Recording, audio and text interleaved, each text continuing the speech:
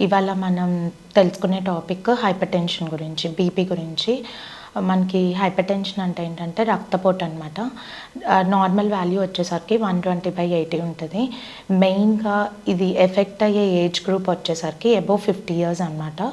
ఇప్పుడు రీసెంట్‌గా ఇప్పుడున్న లైఫ్ స్టైల్‌కి అండ్ ఆ డైట్ సరిగ్గా లేక ఇప్పుడు అబోవ్ 30 వాళ్ళకి కూడా ఇప్పుడు ఈ బీపీ అనేది అటాక్ అవుతుంది. ఈ రక్తపోటు రావడానికి కాజెస్ ఏంటి అంటే జెనెటికల్‌గా అంటే హెరిడిటరీ పరంగా మదర్‌కి, ఫాదర్‌కి ఉంటే మనకొచ్చే ఛాన్సెస్ ఉంటది. దాంతోపాటు ఎవరికైతే స్మోకింగ్, పొగాకు అలవాటు ఉంటదో, ఆల్కహాల్ అలవాటు ఉంటదో, తర్వాత ఎక్సర్సైజ్ అంటే మనకి రోజుకి 30-40 నిమిషాలు వ్యాయామం ఉండాలి.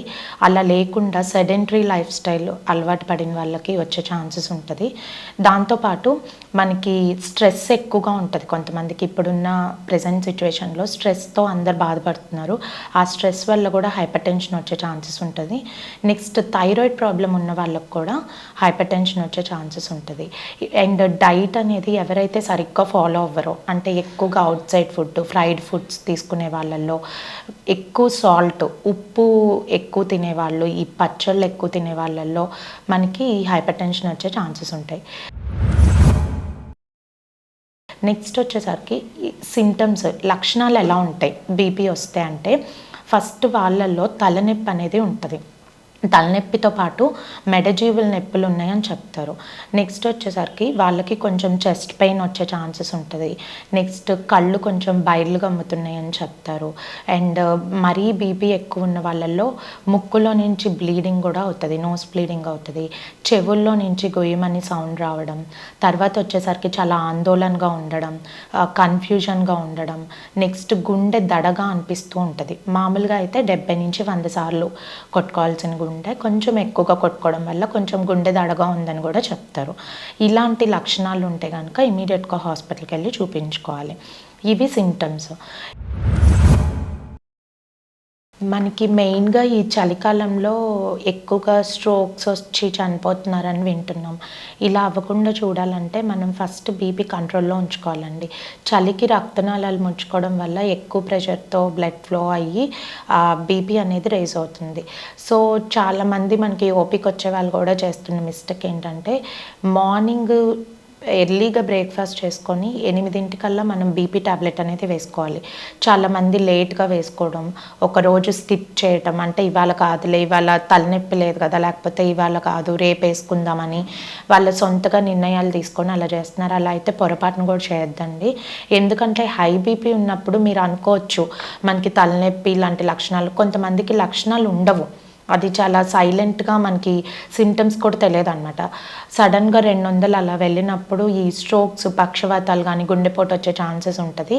సో ఈ బీపీ టాబ్లెట్స్ అనేది ఖచ్చితంగా డాక్టర్ అడ్వైస్ తీసుకోండి. ఎందుకంటే కిడ్నీ సమస్య ఉన్న వాళ్ళకి ఒక రకంగా, ఈ గుండె ఫాస్ట్‌గా కొట్టుకునే వాళ్ళకి ఒక రకంగా ఉంటుంది. అది డాక్టరు మీకున్న సమస్యను బట్టి టాబ్లెట్స్ పెడతారు. దయచేసి మీరు మీ ఓన్‌గా మెడికల్ షాప్స్‌కెళ్ళి బీపీ టాబ్లెట్ ఇవ్వండి అని తీసుకోవడం అట్లా కూడా దయచేసి వాడొద్దు. దానివల్ల చాలా కాంప్లికేషన్స్ వస్తాయి. సో మనం ఇవన్నీ రాకుండా ఉండాలంటే ఎలా ప్రివెంట్ చేసుకోవాలి అంటే, ఫస్ట్ వచ్చేసరికి లైఫ్ స్టైల్ మోడిఫికేషన్ అనమాట. లైఫ్ స్టైల్ మోడిఫికేషన్లో ఫస్ట్ మనకి ఫిజికల్ యాక్టివిటీ అనేది ఉండాలి. అట్లీస్ట్ 30-40 మినిట్స్ మనం వ్యాయామం అనేది చేయాలి. దాంతోపాటు స్మోకింగ్ అలవాటు, ఈ పొగాకు అలవాటు ఉంటే తగ్గించుకోవడం, తర్వాత ఆల్కహాల్ అలవాటు ఉంటే స్లోగా అది మానేయడం. నెక్స్ట్ ఒక రోజులో 5 గ్రాముల కన్నా ఎక్కువ సాల్ట్ అనేది తీసుకోకూడదు. తర్వాత వచ్చేసరికి మెడిటేషన్ చేసుకోవాలి, స్ట్రెస్ తగ్గించుకోవాలి. ఇదంతా కూడా మీరు ఫాలో అవ్వాలి. దాంతోపాటు ఎక్కువగా ఆయిలీ ఫుడ్స్ అనేవి, ఫ్రైడ్ ఫుడ్స్ అనేవి తీసుకోకూడదు అనమాట. సో ఇలా మనం చేసుకోవడం వల్ల మనం ఈ బీపీ రాకుండా మనం ప్రివెంట్ చేసుకోవచ్చు. దాంతోపాటు మెయిన్‌గా రెగ్యులర్‌గా బీపీ చెకప్స్ అనేవి చేయించుకోవాలి. దగ్గరలో ఉన్న హెల్త్ ఫెసిలిటీస్కి వెళ్ళి రెగ్యులర్గా, ఆ ఏజ్ గ్రూప్ చెప్పాను కదా, ఎఫెక్టెడ్ ఏజ్ గ్రూప్ 50 అబోవ్ అని.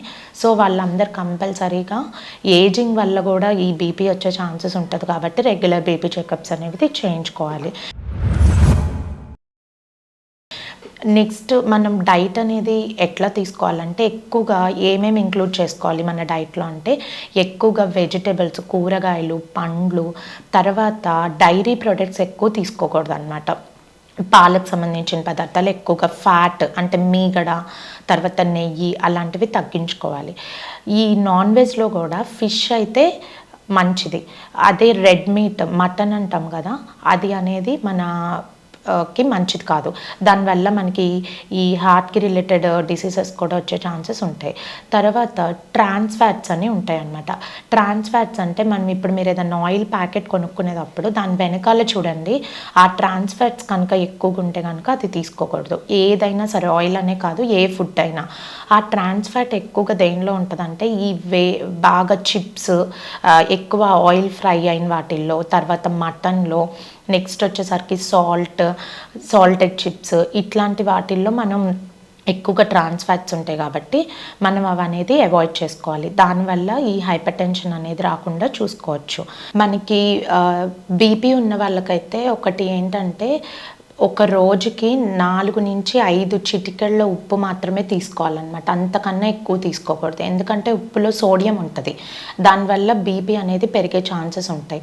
సో మీరు ఒక టిప్ చెప్తున్నాను ఏంటంటే, మీరు మామూలుగా కర్రీ అనేది వండుకున్నాక ప్లేట్లోకి తీసుకున్నాక ఒక చిటికెడు ఉప్పు తీసుకొని దాని మీద ఇలా చల్లుకొని స్ప్రింకిల్ చేసుకొని తినండి. దానివల్ల ఏమవుతుందంటే, మనం కర్రీస్లో అయితే ఎక్కువ సాల్ట్ 2-3 స్పూన్స్ వేసేస్తాం కుక్ చేసేటప్పుడు. ఇలా చేయడం వల్ల మీకు సాల్ట్ తక్కువగా మీకు టేస్టీగా కూడా ఉంటుంది. పైన స్ప్రింకిల్ చేసుకొని మీరు అది కలుపుకొని తినండి. అండ్ ఈ డైట్ అనేది ఖచ్చితంగా ప్రతి ఒక్కరు ఫాలో అవ్వాలండి. దానివల్ల ఏమవుతుందంటే మనం బీపీ అనేది మరీ ఎక్కువ రాకుండా ఉంటుంది. అండ్ దానివల్ల వచ్చే కాంప్లికేషన్స్ తగ్గించుకోవచ్చు. బీపీ లేని వాళ్ళకు కూడా మనం రాకుండా మనం నిర్మూలించుకోవచ్చు. అండ్ మెయిన్గా ఒకటి ఏంటంటే, ఎవరికైతే ఆల్రెడీ బీపీ ఉందో వాళ్ళల్లో హై బీపీస్ రికార్డ్ అవుతున్న వాళ్ళల్లో కొంచెం పొటాషియం రిచ్ ఫుడ్స్ తీసుకోండి. పొటాషియం ఎక్కువగా ఉండే ఫుడ్స్ వచ్చేసరికి మెయిన్గా కోకోనట్ వాటర్, కొబ్బరి నీళ్ళు ఒకటి, అరటిపండు, తర్వాత వచ్చేసరికి మనకి బీన్స్, అండ్ ఇప్పుడు మనకి ఈ సీడ్స్ వస్తున్నాయి, అంటే సన్ఫ్లవర్ సీడ్స్ అని, పంకిన్ సీడ్స్ అని ఇలాంటివి వస్తున్నాయి. వీటన్నిటిలో ఏంటంటే పొటాషియం ఎక్కువగా ఉంటుంది. దాంతోపాటు పాలకూర ఒకటి. సో ఇవి తీసుకోవడం వల్ల ఏంటంటే బీపీ అనేది కంట్రోల్ చేసుకోవచ్చు.